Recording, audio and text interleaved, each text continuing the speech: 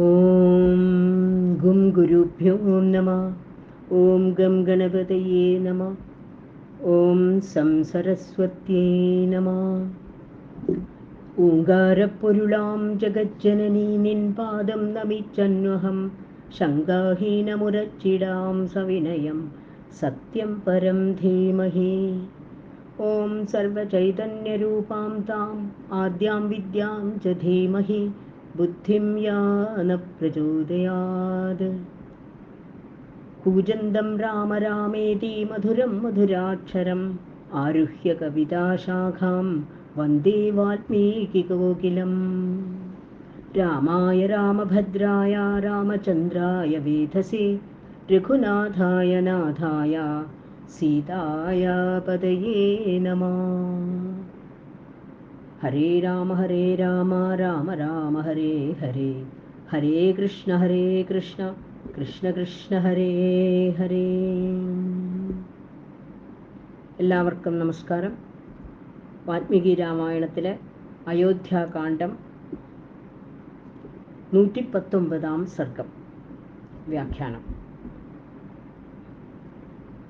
ശ്രീരാമാദികൾ ദണ്ഡകാരണ്യത്തിലേക്ക് പുറപ്പെടുന്നതിന് മുമ്പ് അത്രി മഹർഷിയുടെ ആശ്രമത്തിലെത്തി അദ്ദേഹത്തെ വന്ദിച്ചു. ഭഗവാൻ അത്രി അദ്ദേഹത്തെ പുത്രനെ പോലെ സ്വീകരിച്ചു.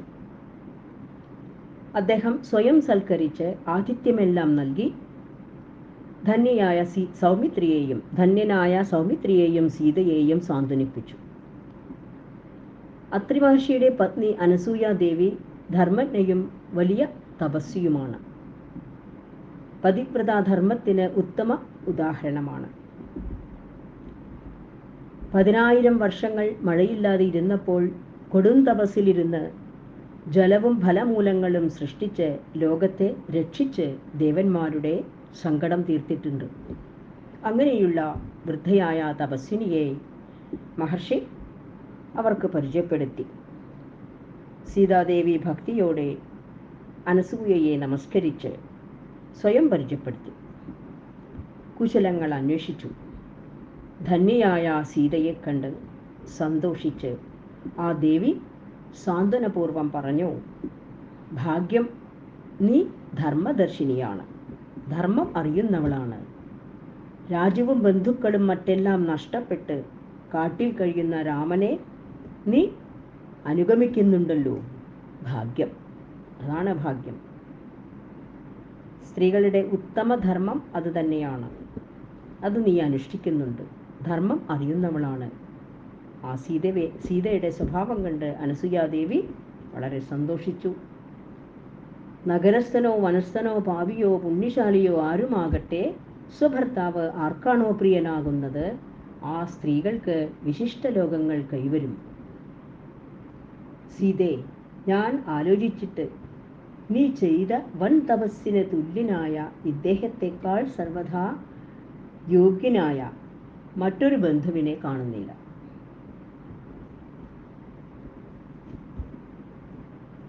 നിന്നെപ്പോലെ സൽഗുണങ്ങൾ നിറഞ്ഞവരും പാരിൻ്റെ മേൽകീഴുകൾ അറിഞ്ഞവരുമായ സ്ത്രീകൾ പുണ്യം ചെയ്തവരെ പോലെ വിണ്ണിൽ ചരിക്കും. പതിവ്രതാധർമ്മത്തിനു ചേർന്ന പോലെ ഇവനെ പിന്തുടർന്ന് നീ എന്നും സഹധർമ്മിണിയായി ഭവിച്ചാലും അതുമൂലം നീ ധർമ്മവും കീർത്തിയും നേടും എന്നെല്ലാം അനസൂയാദേവി സീതയെ അനുഗ്രഹിച്ചു. അനസൂയാദേവിയുടെ വാക്കുകൾ കേട്ട് സീതാദേവി ആദരവോടെ പറഞ്ഞു, സ്ത്രീക്ക് ഭർത്താവാണ് പൂജ്യനെന്ന് എനിക്കും അറിയാം. ആദ്യമേ തന്നെ എനിക്കറിയാം. എൻ്റെ അച്ഛനമ്മമാരത് എനിക്ക് ഉപദേശിച്ചു തന്നിട്ടുണ്ട്. ഭർത്താവ് അനാര്യനും ദുർവൃത്തനായ നടന്നാലും ഞാൻ അദ്ദേഹത്തെ ഭേദഭാവമില്ലാതെ പരിചരിക്കണം. ഗുണസമ്പന്നനും കനിവുള്ളവനും ജിതേന്ദ്രിയനും സ്ഥിരാനുരാഗനും ധർമ്മിഷ്ഠനും മാതാപിതാക്കളെ പോലെ പ്രിയനുമാണെങ്കിൽ പിന്നെ പറയാനുണ്ടോ?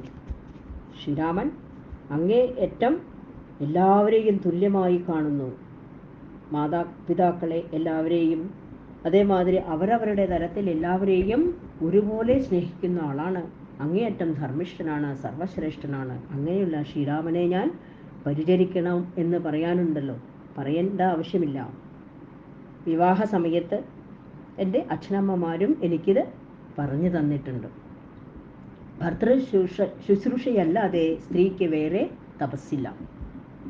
സ്ത്രീകളുടെ തപസ് അതുതന്നെ മാത്രം. അതുകൊണ്ട് മാത്രം അവർക്ക് എല്ലാം നേടാം.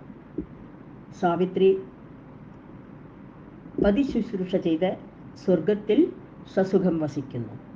അതുപോലെ ഭവതിയും പതി ശുശ്രൂഷയാൽ സ്വർഗം നേടിയിരിക്കുന്നു. വൈദേഹിയുടെ വാക്ക് കേട്ട് സന്തുഷ്ടയായ അനസൂയ മാതാവ് സീതയുടെ മൂർധാവിൽ മുകർന്നുകൊണ്ട് ഇങ്ങനെ പറഞ്ഞു: അനേക വ്രതങ്ങളാൽ നേടിയ അത്യുഗ്രമായ തപസ് എനിക്കുണ്ട്. ആ ശക്തിയെ ആശ്രയിച്ച് ഞാൻ നിനക്ക് എന്താണ് ചെയ്തു തരേണ്ടത്? നിന്റെ ഏതെങ്കിലും ആഗ്രഹമുണ്ടെങ്കിൽ പറഞ്ഞോളൂ, ഞാൻ സാധിച്ചു തരാം. എനിക്ക് അതിനുള്ള ശക്തിയുണ്ട്, കഴിവുണ്ട് എന്ന് പറയുകയാണ്. എന്നോട് പറയൂ, എന്താണ് വേണ്ടത്? ഇത് കേട്ട് വിസ്മയിച്ച സീത മന്ദഹസിച്ചുകൊണ്ട് പറഞ്ഞു: എനിക്കെല്ലാം സിദ്ധമായല്ലോ, എനിക്കിനി എന്ത് നേടാനാണ്? എനിക്ക് വേണ്ടതെല്ലാം ഞാൻ നേടിക്കഴിഞ്ഞു എന്നുള്ള അർത്ഥത്തിൽ സീതാദേവിയുടെ ആ വാക്ക് കേട്ട് ധർമ്മജ്ഞയായ അനസൂയാദേവി സന്തുഷ്ടയായി. നിന്റെ സന്തോഷത്തെ ഞാനിതാ സഫലമാക്കുന്നു എന്ന് പറഞ്ഞ് ദിവ്യമായ മാല്യവും വസ്ത്രവും ആഭരണങ്ങളും അംഗരാഗവും സമ്മാനമായി നൽകി. പാരിതോഷികങ്ങളായി സീതാദേവിക്ക് കൊടുത്തു. അതെല്ലാം സീതാദേവി സന്തോഷത്തോടെ സ്വീകരിച്ചു. പിന്നീട് അനസൂയ ദേവി സീതാസ്വയംവരത്തെക്കുറിച്ച് അറിയാൻ ആഗ്രഹിച്ചു. ഇത് കേട്ട് സീത തൻ്റെ ജന്മവൃത്താന്തവും സ്വയംവരവുമെല്ലാം വിശദമായി വർണ്ണിച്ചു കൊടുത്തു. ഇങ്ങനെയാണ് ഞാൻ സ്വയംവരത്തിൽ രാമന് നൽകപ്പെട്ടത് എന്നും പറഞ്ഞു. സർവശ്രേഷ്ഠനും വീരനുമായ രാമനിൽ ഞാൻ ധർമ്മമാർഗേണ അനുരക്തയായ ഞാൻ ശ്രീരാമനിൽ അങ്ങേറ്റം സ്നേഹിക്കുന്നു. ധർമ്മമാർഗേണ ഞാൻ അനുരക്തയാണ്. ശ്രീരാമനെ ഞാൻ ഏറ്റവും ഇഷ്ടപ്പെടുന്നു എന്ന് ആ സീതാദേവിയുടെ വാക്ക് കേട്ട് ധർമ്മജ്ഞയായ അനസൂയ സീതയെ കെട്ടിപ്പിടിച്ച് ശിരസിൽ മുകർന്നുകൊണ്ട് പറഞ്ഞു: വ്യക്താക്ഷരപദം ചിത്രം ഭാഷിതം മധുരം ത്വയാ യഥാ സ്വയംവരം വൃത്തം തൽസർവം ചശ്രുതം മയാ. നീ വളരെ മധുരമായി വിചിത്രമായി തന്നെ സ്വയംവര ചരിത്രമെല്ലാം വിസ്തരിച്ചു പറഞ്ഞു. ഞാനതെല്ലാം കേട്ട് മനസ്സിലാക്കി. രമേയം കഥയാതേതു ദൃഢം മധുരഭാഷിണേ രവേരസ്തം ഗതശ്രീമാനുപോഹ്യ രജനിം ശുഭാം. സൂര്യനിത അസ്തമിച്ചു, രാത്രി ആവാറായി. നിന്റെ മധുരമായ സംഭാഷണം കേട്ട് ഞാൻ ഏറെ സന്തോഷിച്ചു, ഞാൻ ആനന്ദിച്ചു. അതിൽ രാത്രി വന്നു ചേർന്നു. സൂര്യൻ അസ്തമിച്ച് രാത്രിയുടെ വരവായി എന്ന് പറയാണ്. നേരം ഇരുട്ടായതിനും ശേഷമുള്ള അടയാളങ്ങളെല്ലാം പറയാണ്. ഇനി പകലെല്ലാം ഇരയ്ക്ക് വേണ്ടി പാറി നടന്ന പക്ഷികൾ അന്തിക്ക് ഉറങ്ങാൻ കൂടെയിരുന്ന നിസ്വനം കേൾക്കാൻ തുടങ്ങി. തപസ്വിമാരും കുളി കഴിഞ്ഞ് ഈറനോടെ കുടങ്ങളെടുത്ത് തിരിച്ചു വരുന്നത് കാണാം. മുനിമാര് അഗ്നിഹോത്രത്തെ മുറ പോലെ അനുഷ്ഠിക്കുമ്പോഴുള്ള പുക അതാ കാണുന്നു. നിശാചാരികളായ രാത്രിയിൽ സഞ്ചരിക്കുന്ന ജന്തുക്കളെങ്ങും സഞ്ചരിക്കുന്നുണ്ട്. ഇതാ വേദിത്തറകളിൽ ആശ്രമമാനുകൾ കിടന്ന് വിശ്രമിക്കുന്നു. സംപ്രവൃത്ത നിശാസീതേ നക്ഷത്ര സമലങ്കൃത ജ്യോത്സ്നാ പ്രാവരണശ്ചന്ദ്രോ ദൃശ്യതേഭ്യുതിതോംബരേ. സീതേ, നക്ഷത്രമാലകൾ അണിഞ്ഞ നിശ വന്നെത്തി. നിശാറാണി നക്ഷത്രമാലകൾ ധരിച്ചുകൊണ്ട് ഇതാ വന്നിരിക്കുന്ന കണ്ടില്ലേ? നിലാവിൻ്റെ പുതപ്പുമായി അമ്പിളി ചന്ദ്രനും ആകാശത്ത് ഉദിച്ചുയർന്നിരിക്കുന്നു. ഗമ്യതാമനുജാനാമേ രാമസ്യാനുചരീ ഭവ കഥയന്ത്യാഹി മധുരം ത്വയാഹം പരിതോഷിത. ഗമ്യതാം അനുജാനാമേ രാമസ്യാനുചരീ ഭവ കഥയന്ത്യാഹി മധുരം ത്വയാഹം പരിതോഷിത. നിന്റെ വാഗ്മാധുരിയിൽ ഞാൻ വളരെ സന്തുഷ്ടയായി. ശരി, രാമൻ്റെ അടുത്തേക്ക് നീ തിരിച്ചു പോയിക്കോളൂ എന്ന് സീതാദേവിക്ക് വിട നൽകുകയാണ് ആ അനസൂയാദേവി. പിന്നെ പറഞ്ഞു, എനിക്ക് നീ ഈ അലങ്കാരങ്ങളൊക്കെ അണിഞ്ഞു കാണാൻ ആഗ്രഹമുണ്ട്, നീ ഒന്ന് സാധിപ്പിച്ചു തരൂ, എൻ്റെ സന്തോഷത്തെ നീ സാധിപ്പിച്ചു തരൂ എന്ന് പറയാണ്. സാ തഥാ സമലങ്കൃത്യ സീതാസുരസുതോപമാ പ്രണമ്യ ശിരസാ തസ്യൈ രാമം ത്വഭിമുഖീയയൗ.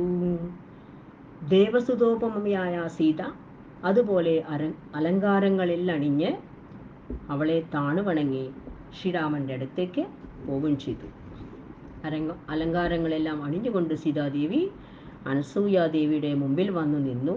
പിന്നെ ആ ദേവിയെ വന്ദിച്ചുകൊണ്ട് ശ്രീരാമൻ്റെ അടുത്തേക്ക് തിരിച്ചു പോവുകയും ചെയ്തു. തഥാതു ഭൂഷിതാം സീതാം ദദർശവദതാം വര രാഘവ പ്രീതിദാനേന തപസ്വിന്യാ ജഹർഷച. ആ വിധം അണിഞ്ഞ അരികിലെത്തിയ സീതയെ സൂക്തികോപിതനായ രാമൻ കണ്ടു. ആ തപസ്വിനിയുടെ പാരിതോഷികങ്ങൾ കണ്ട് രാഘവൻ ഏറെ സന്തോഷിച്ചു. പിന്നീട് സീത രാമനോട് അനസൂയയുടെ പാരിതോഷികങ്ങളായ ആ വസ്ത്രങ്ങൾ, ആഭരണങ്ങൾ, മാലകൾ എന്നിവയെക്കുറിച്ചെല്ലാം വിസ്തരിച്ചു പറഞ്ഞു. പ്രഹൃഷ്ടസ്ത്വഭവദ്രാമോ ലക്ഷ്മണശ്ച മഹാരഥ മൈഥില്യാ സൽകൃതിം ദൃഷ്ട്വാ മാനുഷേഷു സുദുർലഭം.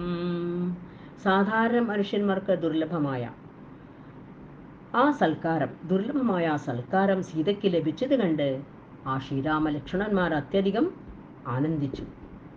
തതസ്താം ശർവരിം പ്രീത പുണ്യാം ശശിനിഭാനന അർച്ചിതസ്താപസൈ സിദ്ധൈരുവാസ രഘുനന്ദന. ശ്രീരാമൻ ആ പുണ്യരാത്രി മുഴുവൻ സിദ്ധന്മാരായ താപസന്മാരുടെ സൽക്കാരമേറ്റ് ആനന്ദത്തോടെ വസിച്ചു. തസ്യാം രാത്ര്യാം വദീതായാം അഭിഷിച്യ ഹുതാഗ്നികാൻ ആഹൃച്ഛേദാം നരവ്യാഘ്രോ താപസാൻ വനഗോചരാൻ. ആ രാവ് കഴിഞ്ഞപ്പോൾ നരശ്രേഷ്ഠന്മാരായ അവർ സ്നാനവും ഹോമവും ചെയ്ത് വനഗോചരന്മാരായ ആ താപസന്മാരോട് യാത്ര ചോദിച്ചു. അവിടുന്ന് വിട ചോദിക്കുകയാണ് ആ താപസന്മാരോട്. കാട്ടിൽ വസിക്കുന്ന അവരുടെ കൂടെ ഒരു രാത്രി കഴിഞ്ഞ് പിറ്റേ ദിവസം യാത്രയ്ക്ക് പുറപ്പെടുകയാണ് രാമലക്ഷ്മണന്മാർ. താവൂജുസ്തേ വനചരാസ്താപസാധർമ്മചാരിണ വനസ്യ തസ്യ സഞ്ചാരം രാക്ഷസൈ സമഭിപ്ലുതം.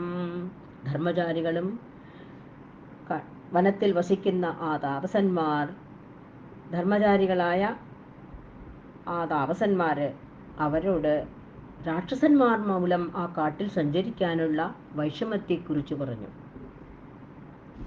രാക്ഷസന്മാരുടെ ശല്യത്തെക്കുറിച്ച് പറയുകയാണ് ശ്രീരാമനോട്. രക്ഷാംസി പുരുഷാദാനി നാനാരൂപാണി രാഘവ വസന്തസ്മിൻ മഹാരണ്യേ വ്യാളാശ്ചരുധിരാശന. ശ്രീരാമ, ആളെ തിന്നുന്ന അരക്കന്മാർ, അതായത് മനുഷ്യരെ കൊന്നു തിന്നുന്ന രാക്ഷസന്മാർ നാനാരൂപങ്ങളിൽ പല വേഷത്തിലും ഈ കാട്ടിൽ സഞ്ചരിക്കുന്നുണ്ട്. ചോര കുടിക്കുന്ന ഹിംസ്ര ജന്തുക്കളുമുണ്ട്.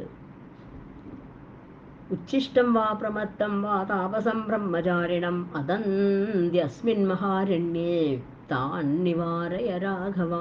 അശുദ്ധിയോ വീഴ്ചയോ വന്നാൽ ബ്രഹ്മചാരികളായ താപസന്മാരെ ഈ കാട്ടിൽ അവർ പിടിച്ചു തിന്നും.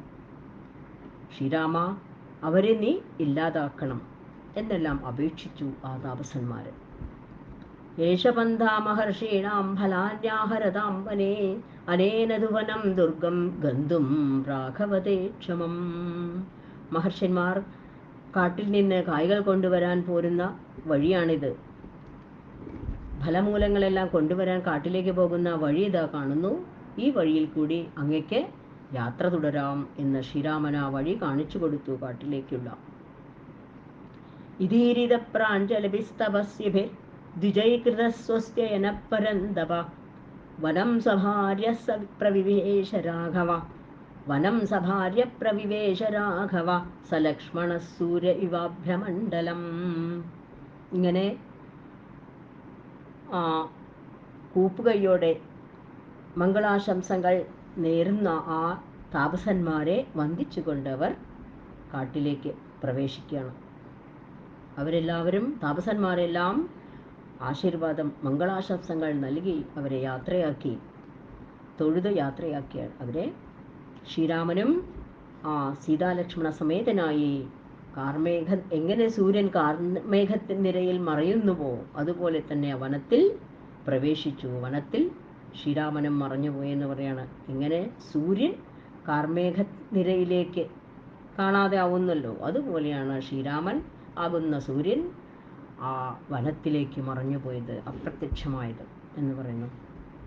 ഹരേ രാമ രാമ രാമ ഹരേ ഹരേ, ഹരേ കൃഷ്ണ കൃഷ്ണ കൃഷ്ണ ഹരേ ഹരേ.